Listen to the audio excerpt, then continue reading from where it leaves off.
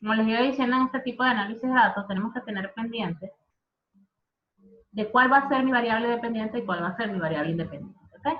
Para poder decidir cómo vamos a hacer la extrapolación o cómo vamos a hacer la interpolación y verificar si mi situación es de una gráfica directamente proporcional o inversamente proporcional.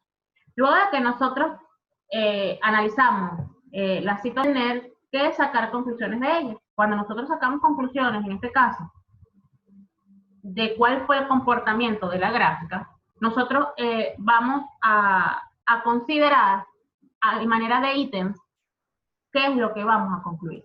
De esa gráfica podemos decir que la presión es inversamente proporcional al volumen, que el gas aumenta su volumen cuando su presión disminuye. Entonces lo vamos a analizar de una manera amplia, lo vamos a reportar, las conclusiones las vamos a reportar por ítems, ¿ok? Y tienen que ser la ley de los gases, ¿ok? Ahora bien, vamos a entrar. Yo quisiera que ustedes me dijeran, Justin, Yolau, aquí, ¿qué es la cinemática?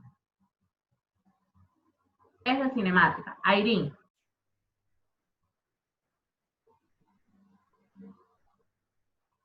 Caicedo. Dígame, profe. La cinemática. ¿Quién me puede decir qué es la cinemática?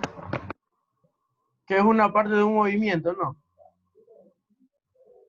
Es la ciencia que estudia, física que estudia el movimiento. Lo que nosotros vamos a ver ahora en contenido va a ser cinemática, que es movimiento, que es la parte mecánica de la física.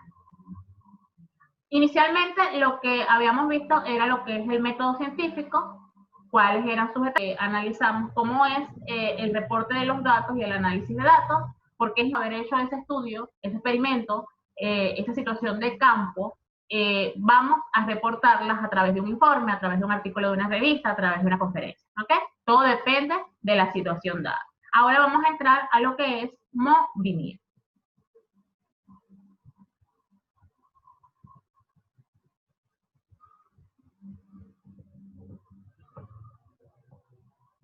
Bien les digo muy claro lo que es la cinemática. Bien, vamos a copiar. Vamos a copiar. Ok, cinemática. Aquí lo tenemos. Cinemática es el apagamiento de los cuerpos sin tener en cuenta la causa que los produce. Profesor, una pregunta. La clase que usted dio ahorita, la otra, tenemos que pasarla también al cuaderno. Claro, de hecho el trabajo de ustedes de hoy va a ser entregado a la próxima clase a través de un formulario y va a ser el resumen de lo que es análisis de datos y conclusiones, que es nuestro primer resumen. Y el segundo resumen va a ser lo que veamos en movimiento. Y voy a evaluar, tienen que estudiar igual forma porque voy a hacer un interrogatorio en la próxima clase. Profe, Profesora, y el formulario que usted dijo que vamos a llenar algo así con unos ejercicios de, no me acuerdo el nombre, pero usted dijo que por hoy tenemos que entregar unos Claro, al final ejercicios. de la clase le mando el formulario de la actividad 3. No te preocupes. profe, Diga. o sea que estas son las dos primeras clases de física. No, No. no. Tenemos 2 clases más. Es la cuarta. Entonces, tenemos que tener claro que cuando hablamos de cinemática, estamos hablando de movimiento y sistemas de referencia, ¿ok? Cuando nosotros hablamos de movimiento y sistemas de referencia, también tenemos que tener claro estos 3 conceptos. Lo que es móvil, móvil puntual y sistema de coordenadas. Cuando hablamos de un móvil, es un cuerpo en movimiento respecto a un sistema de referencia. Tomemos nota. Un móvil puntual es un cuerpo reducido a un solo punto cuyas dimensiones son mucho más pequeñas que las distancias que recorre una partícula. El sistema de coordenadas en general las más utilizadas son las cartesianas, que en el plano se representan con dos ejes perpendiculares, el eje X o el eje de las abscisas y el eje Y o el eje de coordenadas. Entonces vamos a tomar nota de estas tres definiciones para poder continuar. Ok, aquí tenemos una situación, va a depender del móvil y va a depender del observador. Si nosotros vamos a ver que dependiendo del observador, vamos a tener una óptica distinta. Por lo tanto, es relativo todo. Si yo tomo como sistema del auto, va cambiando su posición en lo que respecta al tiempo. ¿Ok? En cada instante, el conductor va cambiando su posición. Pero si yo toco, el conductor nunca ha cambiado su posición. Si ven la importancia de los sistemas de referencia, si el sistema de referencia sería la chica, el piloto del auto cambia su posición en todo instante. Pero si yo tomo como referencia al copiloto de ese sistema de referencia, me indica, entonces, teniendo claro, yo voy a poder sacar conclusiones, ¿ok? Bien sea desde la óptica, desde fuera o dentro del auto.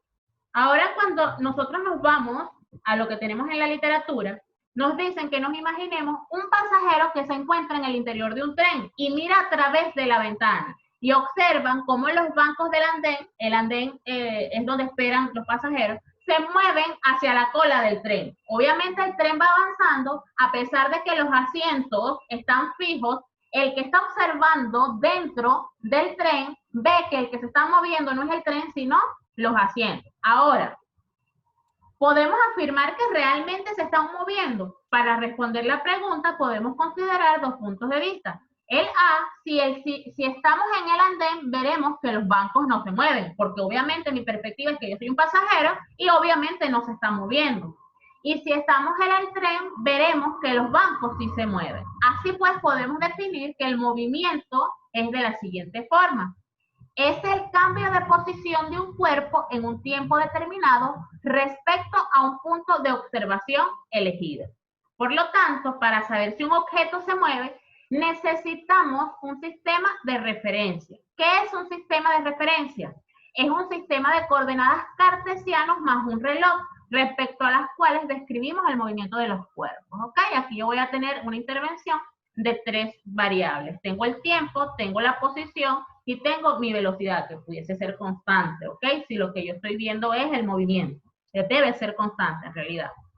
Siguiendo como caso anterior, según el sistema de referencia escogido, el tren se moverá en andén, el tren se mueve. Sin embargo, si cogemos el sistema de referencia, el asiento del tren, este no se mueve. Por eso decimos que el movimiento es relativo y depende del sistema de referencia utilizado. ¿Qué es lo que vamos a copiar ahora? Vamos a copiar lo que es movimiento, lo que es el sistema de referencia y este párrafo.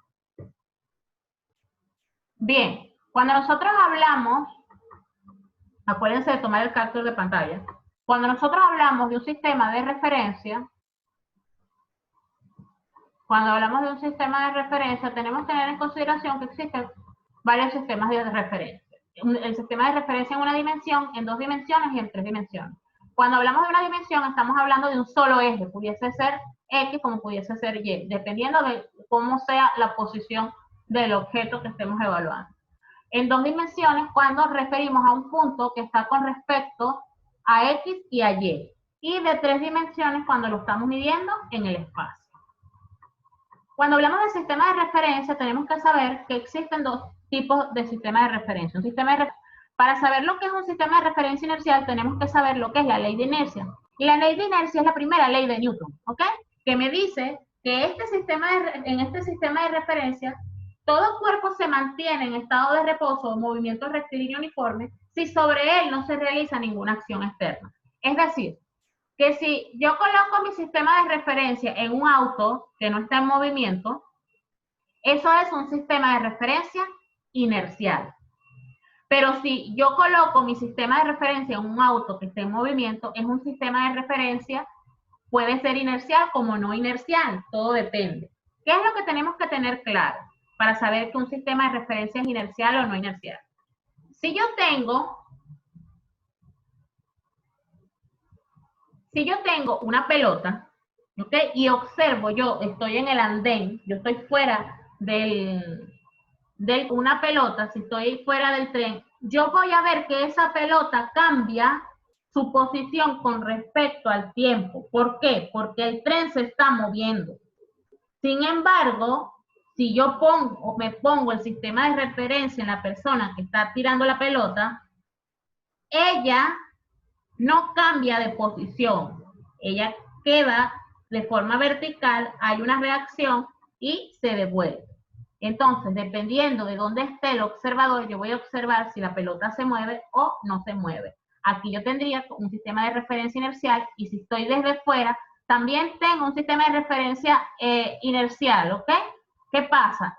Si el tren está en movimiento constante, si el tren está en movimiento constante y la trayectoria es lineal, todos los movimientos son inerciales. Vámonos a la presentación. Aquí podemos ver dos puntos de inercia, ¿ok? Como les decía, la inercia responde a la primera ley de Newton, de Isaac Newton, que plantea que esté en reposo y una tren, vamos a estar hablando de la misma manera. Vamos a adentrarnos. Ok, aquí está. Newton postula que todo cuerpo percibido, a no ser que sea obligado a cambiar su estado por fuerzas impresas sobre él. O sea, un cuerpo puede estar en movimiento, por ejemplo, lo que está en este caso, que si yo coloco el sistema de referencia en la persona, va en movimiento la bicicleta, pero sobre la bicicleta se ejerce una fuerza que fue el frenado, pero en ese instante esa persona siguió su movimiento y yo puedo decir, coloco en la bicicleta, ya no es inercial, porque cambió de una velocidad constante, cambió a tener una velocidad igual a 0 porque frenó. Pero si coloco el sistema de referencia en la persona que iba en la bicicleta, él sigue en movimiento y sigue habiendo un sistema de referencia inercial.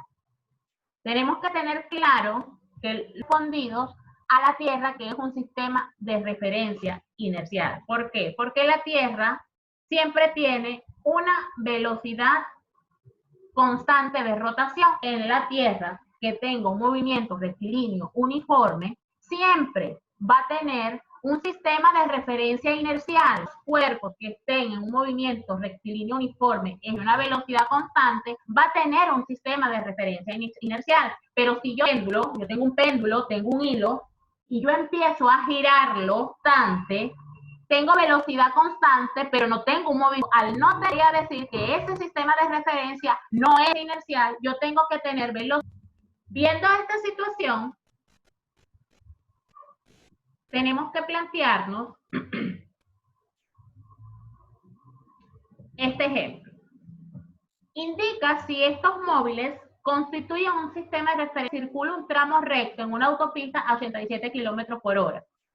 Hora está a la menos 1 porque significa que es el inverso, 1 sobre h, que daría kilómetros por hora. Entonces, la camioneta es el móvil, está en una línea recta, ¿ok?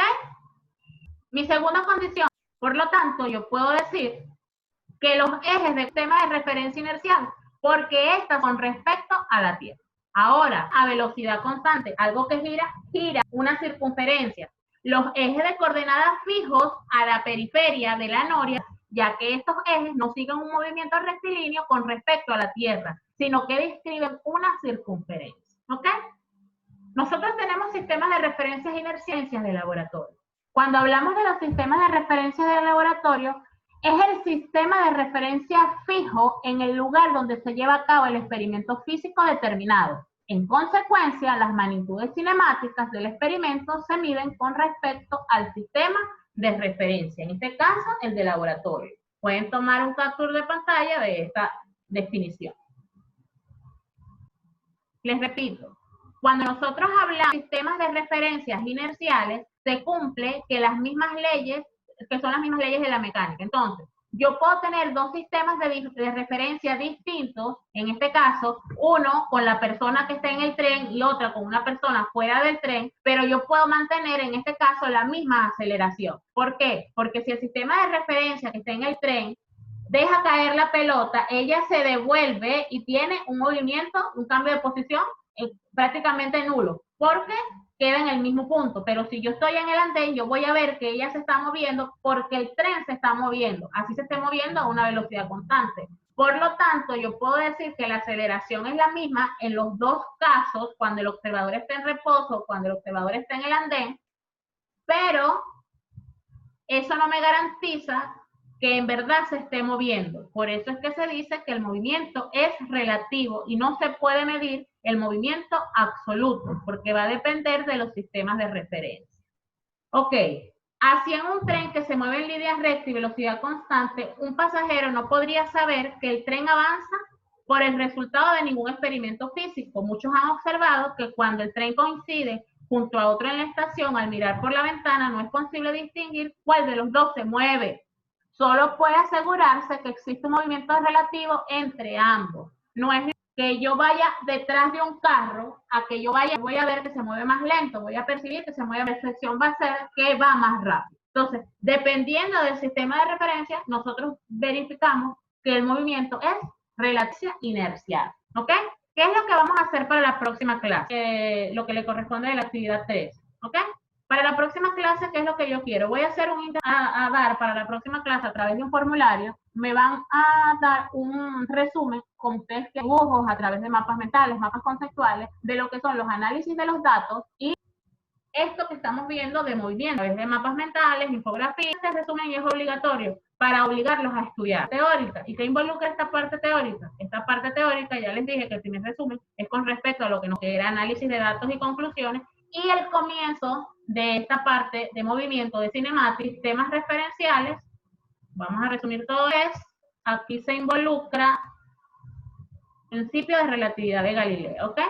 Vamos a resumir lo que tienen en la página, esta es la 24, de la 24 a la 26. Ustedes van a hacer un resumen de esta, de la 24 a la 26. Y cuando el resumen va